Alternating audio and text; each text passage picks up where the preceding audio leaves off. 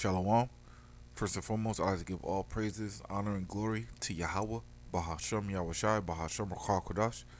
Double honors to the elders and the apostles of great millstone that rule well. And peace and salutations to the elect of Israel. To you all, I say Shalom. Lord willing, this lesson is edifying to the flock of Yahweh, Bahashem Yahushai. This is your faithful brother, Mayaka Allah, here again with another lesson. Lord willing, is edifying.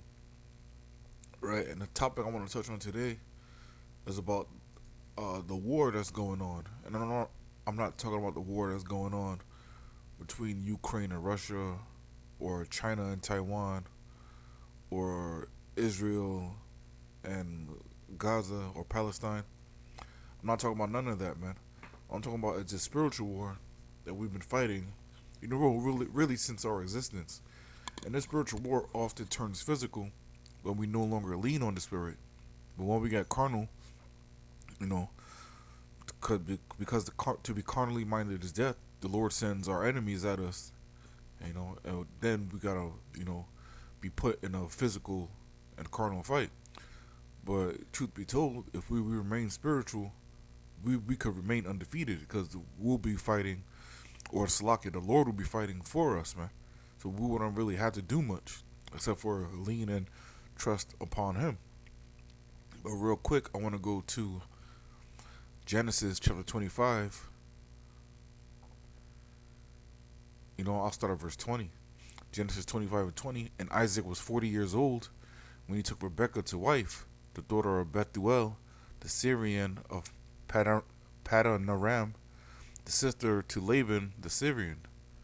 And Isaac entreated the Lord Yahweh for his wife, because she was barren, and the Lord Yahweh was entreated of him, and Rebekah his wife conceived. Right. So Isaac, was dealing with Rebekah, but Rebekah was barren. She didn't have any children, or she couldn't have children. So the Lord Salakia. So Isaac basically begged the Lord for Rebekah to be able to conceive, and the Lord answered his prayer, man. Verse 22. And the children struggled together within her, and she said, If it be so, why am I thus? And she went to inquire of the Lord Yahweh. Right? So she's saying, or now the children, which when you continue to read on, the children are Esau and Jacob, Esau being the so-called white man, the firstborn, and Jacob being you so-called blacks, Hispanics, and Native Americans. Right? These two were twins in the womb of Rebekah, but they fought together even since the womb. And this goes to show you now, even until this day, we're still constantly fighting each other, man. Because this war that we've been fighting, the spiritual war, we've been fighting since the beginning, man.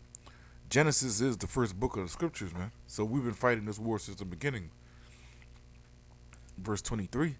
And the Lord Yahweh said unto her, 2 nations are in thy womb, and 2 manner of people shall be separated from thy bowels, and the one people shall be stronger than the other, and the elder shall serve the younger. Right? Esau Edom, being the firstborn, he's going to eventually, the so-called white man is going to eventually end up serving the younger brother, which is Jacob.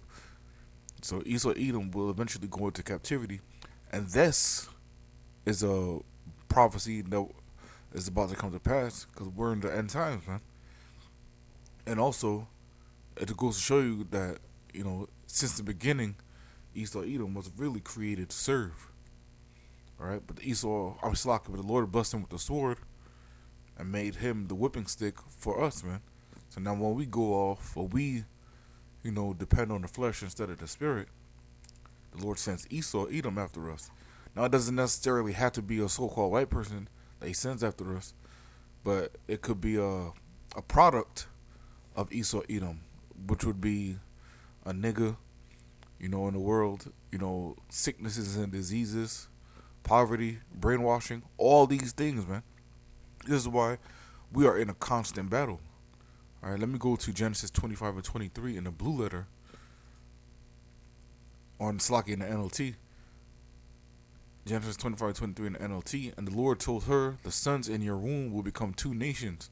2 nations meaning 2 different people, man. One nation being Esau, the other nation being the nation of Israel, which consists of you Israelites. Not talking about the Israelis living in the land today, but the Israelites who the Lord, really, who the Lord blessed the nation of Israel with that land, all right, and the Fertile Crescent. From the very beginning, the two nations will be rivals. Yeah, just like I said, since the beginning, we've been fighting each other, man. From the very beginning, the two nations will be rivals. One nation will be stronger than the other, and your older son will serve your younger son. All right, and we're coming into those times. But before we get into those times, shit has to hit the fan, man. Shit is gonna get bad. All right, all right, and the things that we're dealing with now is a thing called normalcy bias, and we'll go into that real quick. And says, why do we believe that nothing bad is going to happen? All right, but if you're dealing with prophecy, if the Lord is dealing with you, you understand that this isn't true. You understand that the worst is about to happen, man. A time like never before is about to happen, according to the book of Daniel, man. Go to the book of Daniel, chapter 12. Daniel 12 and 1. And at that time shall Michael stand up, the great prince which standeth for the children of thy people, and there shall be a time of trouble, such as never was since there was a nation even to that same time. And at that time thy people shall be delivered, every one that shall be found written in the book. Right? The point I really wanted to highlight and emphasize in this precept is there shall be a time of trouble, such as never was since there was a nation even to that same time. So we're about to enter into a period of time where it's literally going to be the worst period of time ever, right? And that's not an exaggeration. That's what the scripture says, right?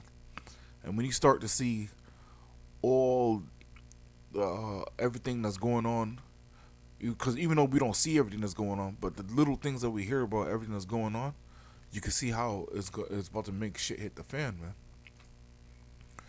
Why do we believe that nothing bad is going to happen? The normalcy bias explained, right? And this really applies to the majority of the Babylonians, the majority of people in the United States, where the United States is described as Babylon and the daughter of Babylon in the scriptures. Right, so we refer to America or the United States as Babylon, but we also is also referred to as Rome, Egypt, and so on and so forth. But the majority of people in Babylon, especially 2/3 of our people, you so-called Black, Hispanics, and Native Americans, are going through a really uh, um, really is a mental illness. I could really describe it as a mental illness, and the mental illness you're going through is called normalcy bias. What is the normalcy bias? The normalcy bias describes our tendency. It's really their tendency, but I'm reading it as it's written. The normalcy bias describes our tendency to underestimate the possibility of danger and believe that life will continue as normal even in the face of significant threats or Salakia.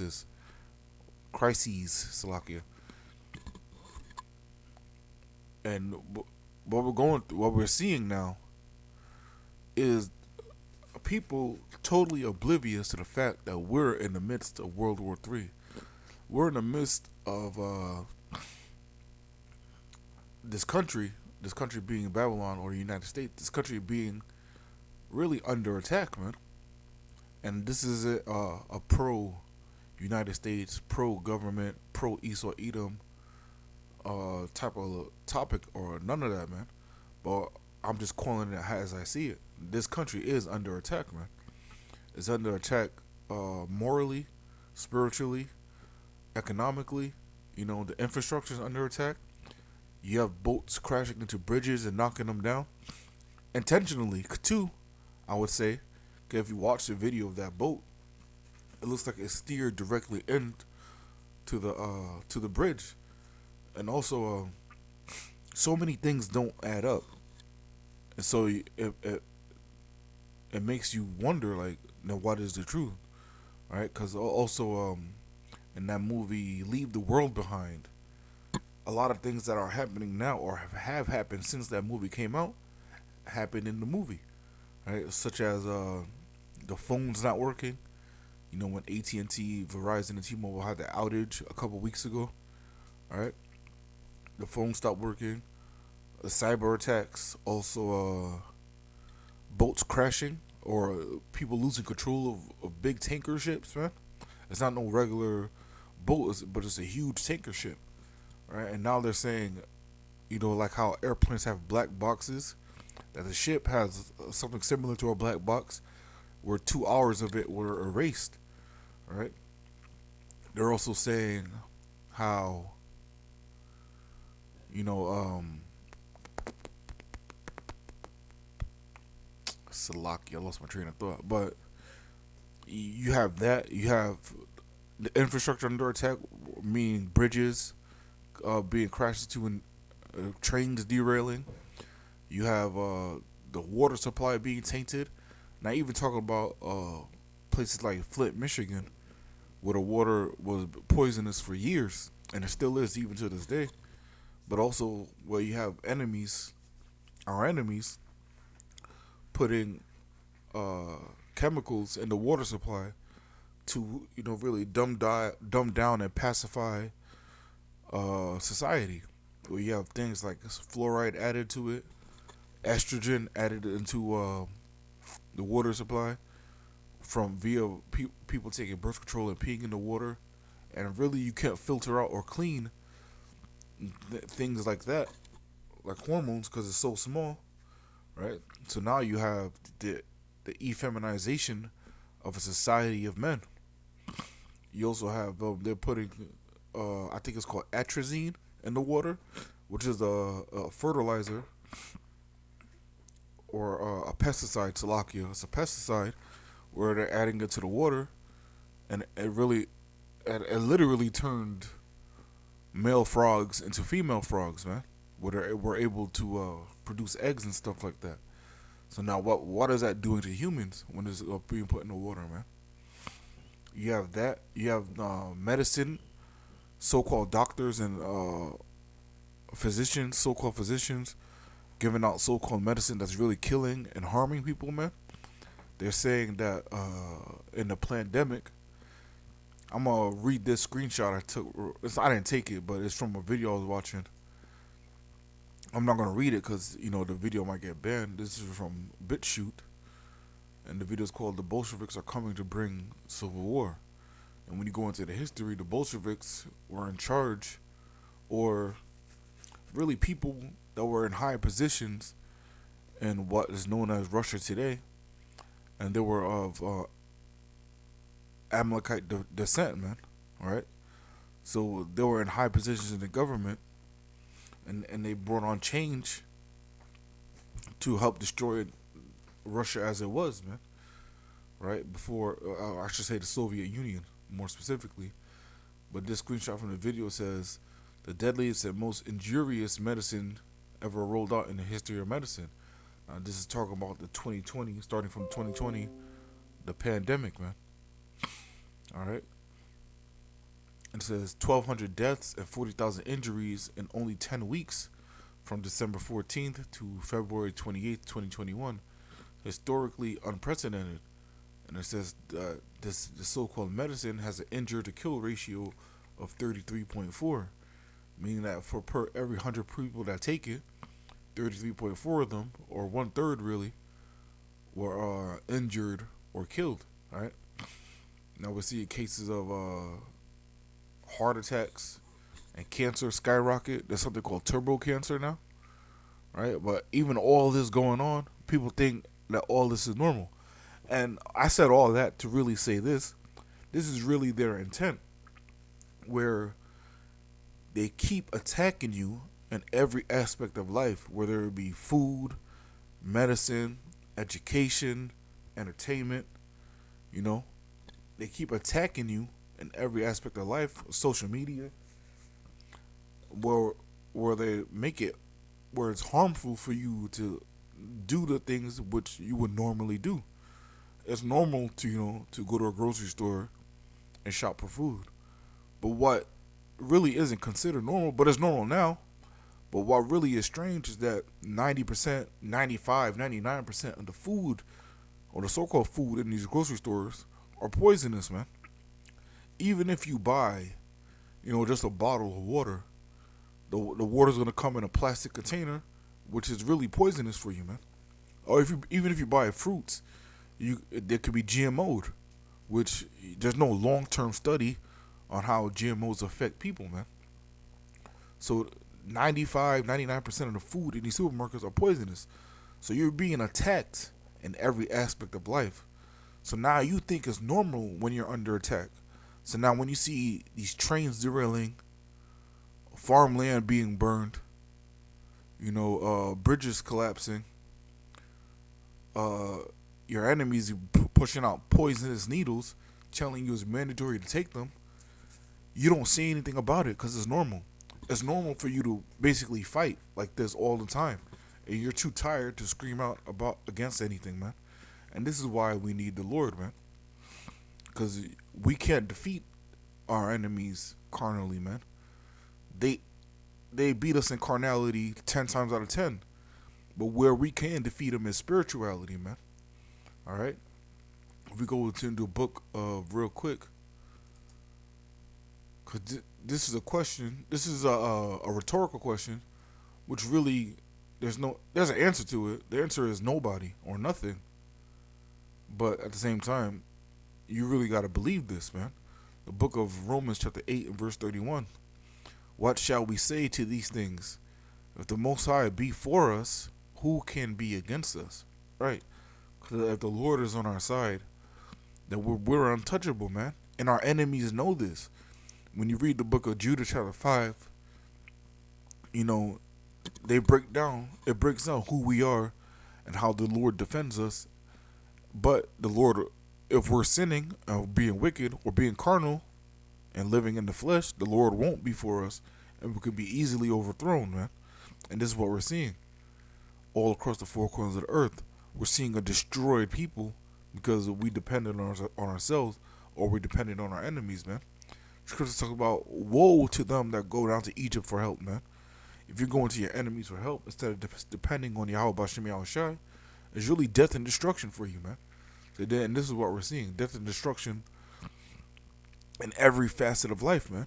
There's no escape unless we escape and turn to Yahweh Bashem Yahushai. All right, where this bias occurs.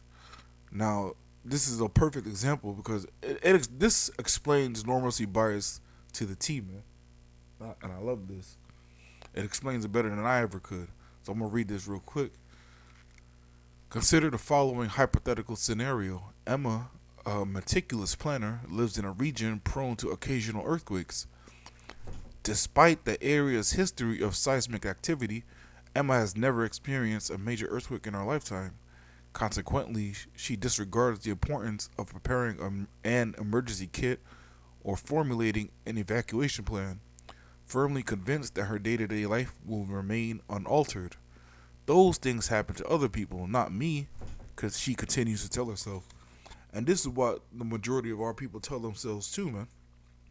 Or this is what the majority of people believe, right? Especially if you tell them things like, oh, the jab is poisonous, it's hurting people. A lot of people, when you tell them that, they'll say, oh, but I took it, nothing happened to me. Or I know such and such X, Y, and Z took it, nothing happened to them. They believe that because they haven't seen the damage themselves, that it'll never happen. This is the same people that walk by the highways and byways and cover their ears when we prophesy against Babylon or the United States, man. Salakia. They think, oh, if they don't hear it, they won't be guilty when the Lord comes to judge them because they didn't hear, or that it will never happen because they didn't hear it. But what does the scripture say? For what if some did not believe, right? Let me get that real quick. Let's go to Slakia. I believe that's Romans 3. Romans 3 and 3. For what if some did not believe? Shall their unbelief make the faith of the Most High without effect? Right? Just because some people didn't believe doesn't mean the Lord's gonna change his game plan, or you know what, the Lord's gonna be like, oh, you know what, since they didn't believe, you know what, I'm not gonna bring the destruction. It doesn't work like that, man.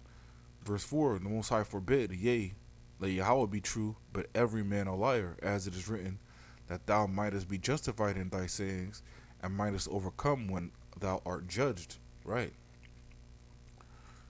Just because you don't believe nothing bad is going to happen doesn't mean nothing bad is going to happen. Actually, it makes you a fool to see all these things going wrong, going bad, and you still not creating a plan, or, considering the possibility of shit hitting the fan. And also, really, there is no evacuation plan, right? Because even if when, it's not if, but even when shit hits the fan, let's say you're at home, you have a full tank of gas in your car, you have some shekels, you have some gold and silver, you have some food stored up and saved up, but you live in a major city. If shit hits the fan, you're gonna want to leave, maybe go into the wilderness or go into the woods. How are you gonna get there? You think you're gonna hop in your car and traffic is gonna flow like normally? You think people are still gonna obey red lights, stop signs, and things of that nature? You think people are gonna have still be moral? You think people are gonna not be fighting for their lives, man? You'll be lucky to be able to leave your neighborhood or your at the end of the day, right? Because scripture talks about how a man shall desire to go into a city and shall not be able to. A lot of that is going to be because of martial law, curfews, and lockdowns and things of that nature. But a lot of that too is going to be because you won't be able to leave. The cars are going to be broken down in the middle of the street, traffic. People are going to go crazy, man. So there really is no evacuation plan. And if you hunker down and remain where you're at, other people might know what you have and formulate a plan to come get it from you, right? So really, the only thing to do is to depend on the Lord, man. I'm gonna continue on this, where this bias occurs. One day, as Emma goes about her usual routine, she feels a subtle tremor beneath her feet. Instead of immediately recognizing the potential danger and taking precautionary measures, she brushes off the sensation, attributing it to a passing construction truck or some other mundane cause. Within seconds, the light tremor turns to a strong shaking, and Emma finds herself stuck inside her apartment during a major earthquake. Right? And that's one thing you don't want to be. You don't want to be 20, 30, even 10, 5, 6 stories up in the sky during an earthquake, man. Because you don't know how major this earthquake is going to be and if the building can handle it, man. Because scripture talks about in the day of the Lord how the earth shall reel to and fro like a drunkard. None of these buildings are surviving that, man. There's videos on YouTube, I think it was Japan, of an earthquake hitting, and you can see the way they constructed the building. They built it to be so-called earthquake proof, but you see the building shaking or rocking left to right. It's not rocking to and fro like a drunkard, but you see it slowly rocking left to right. All right, it's not built to withstand it rocking to and fro like a drunkard, man. All that shit is gonna collapse in that day, man. You see how easily this bridge collapsed from a boat hitting it, man. It's not like the boat was flying 100 miles per hour either, man. You know, but the sheer size of the boat hitting that bridge, it knocked it the fuck down. But also, there were also videos or reports about how smoke was coming out of the bridge too, on the boats too, like a bomb went off. And it's the same thing. They do the same thing over and over, man. If you don't think that you are under attack or the United States is under attack, you're a fool, right? You have wars popping off all over the four corners of the earth, and at the same time, you have the United States funding one side of the war or multiple sides. You have the United States backing Taiwan versus China. You have the United States backing Ukraine versus Russia. You have the United States backing Israel versus Palestinians. So At the same time, you have millions of people crossing the border from other nations, not knowing who these people are, not knowing who their allegiance is tied to. Right, so you could have literally millions of sleeper cells within the nation already. And they say the driver of that boat, I believe, was a Ukrainian immigrant, right? So now you're stuck. It's shit out of luck, man. The United States is finished. It's already finished, right?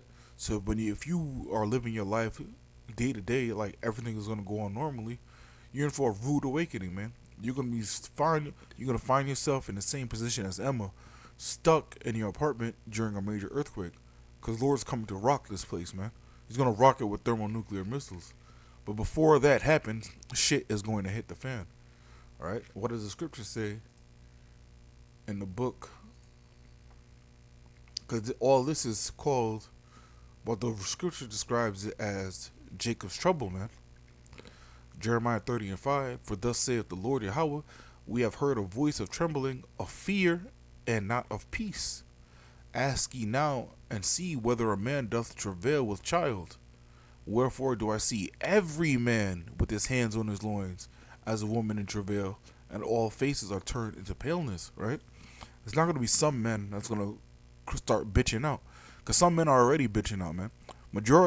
A lot of men are effeminate as hell, man. We're just going to talk about how every man is going to basically turn to a bitch in that day, man. And what the society depends upon men being manly. If you live in a society where the men aren't manly, the society is gonna be destroyed, right? If you look at places like Sodom and Gomorrah, those men were effeminate and sodomites, man, and that place was destroyed. Even though it was destroyed by the Lord, via the same way He's gonna destroy the United States via fire, still nonetheless, this is the outcome. Any society that doesn't depend upon the Lord is a destroyed society, man. Jeremiah 30:7, alas, for that day is great, so that none is like it. Right? This is referring to the same day as in we read in Daniel 12, man. A day so bad that you can't compare it to another day in history. It's not even comparable. You won't know how to navigate something you've never seen before, man. It's like playing a brand new video game. You start playing a brand new Call of Duty, you're not going to start winning first place on multiplayer because you still got to learn the map. You still got to know where people spawn at, where's a good hiding place, where's a good place to do this and that, where's a good route to run. The only way to do that is by playing the map before. But now there is no map of what the day that's about to come, man. So the majority of people are going to be lost. Jeremiah 30:7, alas, for that day is great, so that none is like it. It is even the time of Jacob's trouble, but he shall be saved out of it. Right? The Lord's going to save and deliver 1/3 of his people, but 2/3 have got to go, man. All right? As this example shows, the normalcy bias occurs when individuals encounter potential threats, but instinctively downplay their significance. All right? You're downplaying the significance of millions of people entering a country without being vetted. You're downplaying the significance of trillions of dollars being printed in a short period of time. You're downplaying the significance of millions and upon billions of people across the four corners of the earth taking untested medicine, an experimental drug, where we're now starting to see the side effects of it. Or you've really been seeing the side effects since day one. Because there's been videos of people taking that needle in the arm and passing out 20 minutes later. Alright? You're downplaying the fact that you have wicked people in rulership, man. You're downplaying all of this. Alright? You can't downplay the significance of any of this. You downplay the significance of the Lord being removed out of schools, even churches too, because the Lord isn't in these churches, man. Schools, churches, houses, man. You're downplaying the significance of taking men out of their natural position as in the leaders and taking them out of their households and having your children raised up by Esau Edom and their system, man. You're downplaying the significance of all these things, all these factors. You're downplaying the significance of GMO food, man. You downplay the significance of our overly sexual society, man. All this adds up and it has an effect. And it eventually have a global effect where everybody's gonna feel it, man. Because once one domino falls, they're all gonna fall, man. Right? Jacob's trouble is really only one event away. All right. The Lord is only a couple major events away himself too, man. We still gotta go through the mandation of the Revelation 13 and 16. Because the creation of it is here. It's been created, but it hasn't been mandated yet. We still have to go through the same plagues that Egypt went through during the first Exodus, man. So expect Babylon or the United States to be hit with things such as death, darkness, famine, right? All these things are coming to the United States, man. Cannibalism is coming to the United States, right? But people are downplaying their significance, man. Normalcy bias, man. This is a mental illness, and this is a mental illness that really it took time for it to really settle in. The majority of people in this place have been rocked to sleep, man. I'm gonna continue on this. Emma's confidence in the predictability of her daily routine prevented her from acknowledging the risk of a major earthquake and the need to prepare accordingly. Right? You keep doing the same things that you've been doing every day for years, and since you've gotten the habit of that routine, you think you're gonna be able to do the same thing on another day, man, or the next day. Well, the Lord doesn't work like that, man. What does the scripture say? How we should move and operate, man.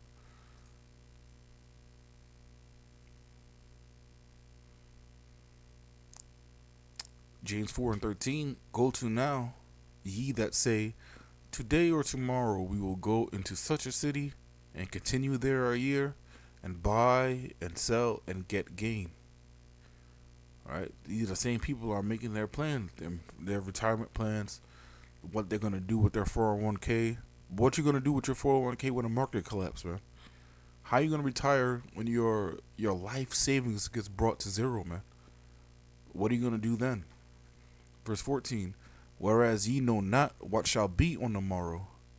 For what is your life? It is even a vapor that appeareth for a little time, and then vanisheth away. For that ye ought to say, if the Lord will, we shall live and do this or that. Right? Lord willing, tomorrow we'll do this and that. Lord willing, today we'll be able to do this and that, man. Because you don't even know what today will bring, man.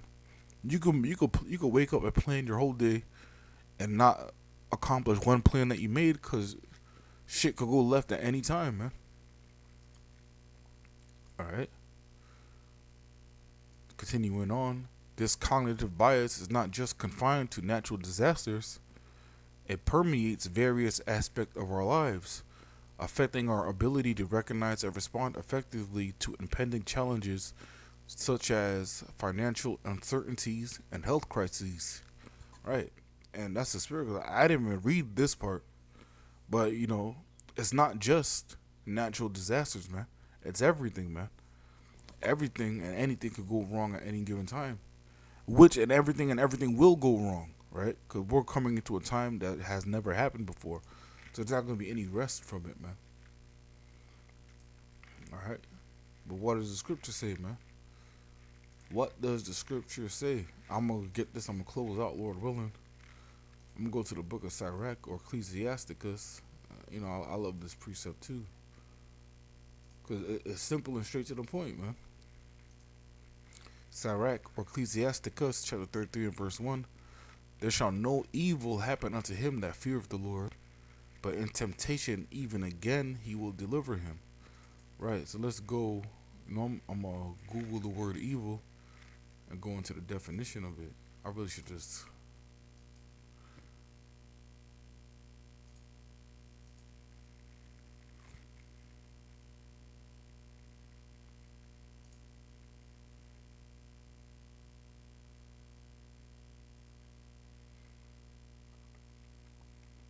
evil, profoundly immoral or and wicked, profound immorality and wickedness, especially when regarded as a supernatural force, a manifestation of profound immorality and wickedness, especially in people's actions, something which is harmful or undesirable, right?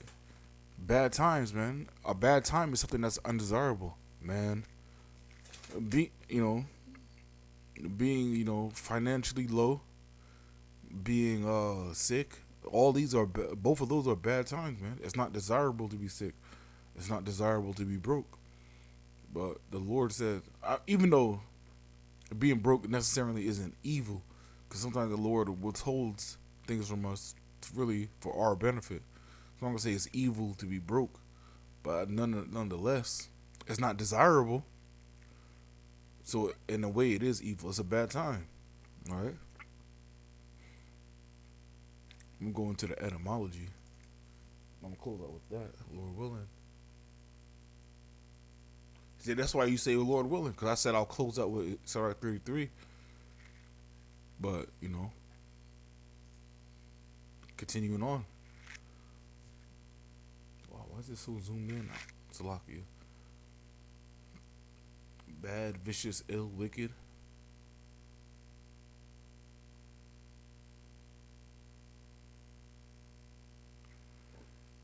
In Old English and other older Germanic languages other than Scandinavian, this word is the most comprehensive adjectival expression of disapproval, dislike, or disparagement.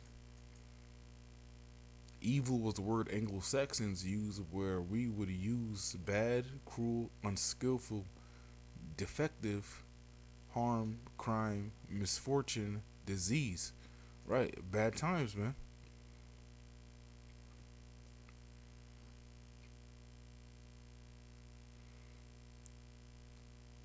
But Slakia, I'm gonna end it with that. Lord, when this lesson was edifying again, evil times are coming to the United States. A time so evil that no time has ever been like it before. Right, you could go into the transatlantic slave trade, 70 AD. You could look at things like the Irish famine. You could look at things such as the Holodomor. Not you could look at things that's HOLODOMOR Salakio. I'm just gonna type it. You could look at things such as that. You could look at things such as the Irish famine, and you could look at World War I, World War II, where they claim that over 500 million people died in those two wars.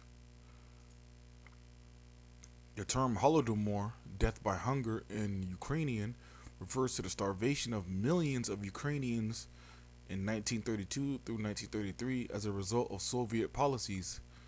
The Holodomor can be seen as a culmination of an assault by the Communist Party and Soviet state on the Ukrainian peasantry who resisted Soviet policies, right? And the same thing is about to happen today, man.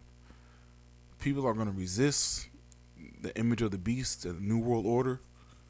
And what they're going to do is going to be a controlled and planned famine. Where people are, they're going to use food as a weapon to destroy these people, man, and let people destroy themselves. But you can look at all these historical events, and none of them will compare to the time we're coming into, man. But I'm gonna wrap it up with that for real this time. Again, I want to give all praises, honor, and glory to Yahweh, Bahashem Yahushai, Bahashem Rakakwadash. Double honors to the elders and the apostles, the great millstone that rule well, and peace and salutations to the elect of Israel. Until next time, I'm going to say Shalom and Abad Rabal.